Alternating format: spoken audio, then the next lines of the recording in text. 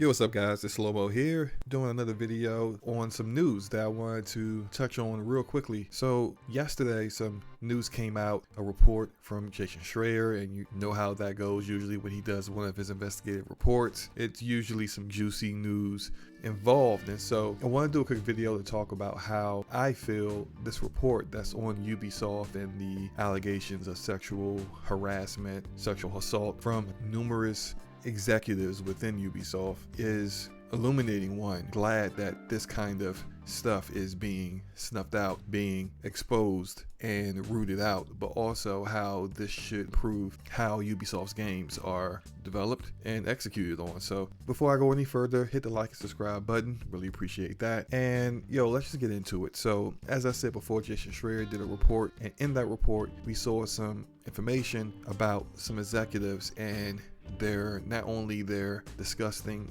work habits and how they treated women, but also in regards to how they treated game development. And one of the more long-term employees, I believe you say his name is Hascoat. This guy was the lead creative guy for the entire company. So essentially all creative directors, when they wanted to get their game approved, they had to go through him. He was the big gatekeeper, and they knew ahead of time that if you weren't doing what we now call the Ubisoft formula, which is the big open world with tons of mundane side missions to do that don't really coincide with anything with the main story, very few cutscenes, very few big pieces of dialogue, but also apparently it seems as few female protagonists as possible. But these big open worlds that people got tired of, this is all he cared about. This is all he enjoyed, all he liked from gaming. And so every single Ubisoft game had to fit that formula. If it didn't, it would get a massive rework or it got canceled. And to quote a portion of the article, developers routinely swap stories of their interactions with Hascoat, who they often portrayed as eccentric or sometimes with less charitable descriptions, according to 7 current or former employees. During presentations, he would bang his head against the table, a sign that he was bored or unhappy.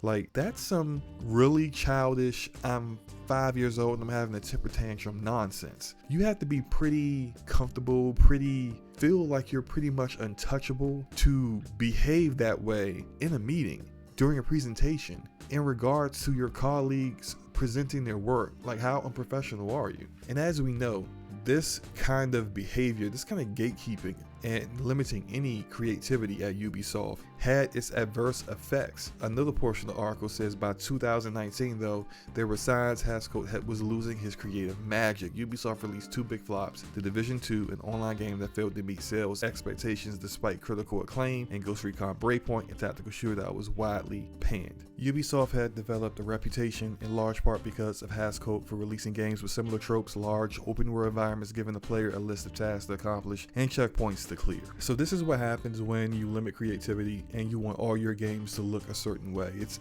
amazing to me that no one shut this guy down before it got to this point. It makes no sense to me that this guy would be able to do this for every single one of their games, and how he was able to rationalize allowing this stuff to go on. It doesn't make sense to me why no one stepped in, and why the only reason why he was removed from his role is because he finally got exposed for being a jerk in the workplace. Developers say they were compelled to make big compromises to avoid changes from Hascoat that might be detrimental to their project or result in outright cancellation. For example, Hascoat openly expressed disdain for linear storytelling and cutscenes, the videos that exist between gameplay, to advance the narrative. The writers had to find ways to keep his attention, and often that involved installing a strong male lead, the employees say. This is...